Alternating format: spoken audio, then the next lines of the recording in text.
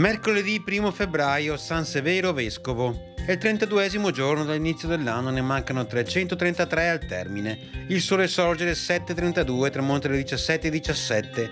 La luna si leva alle 13:02 e tramonta alle 4:47.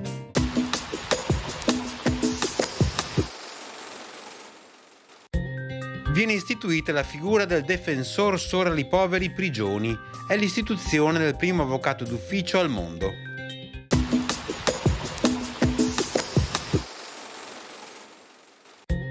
Le previsioni per domani: sulle Dolomiti nuvoloso, altrove alternanza di nuvole e rasserenamenti.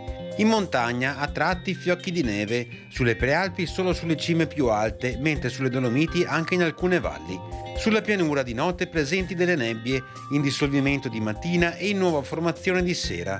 Temperature in calo in alta montagna e con andamento irregolare altrove, ventoso sui monti, specie in quota.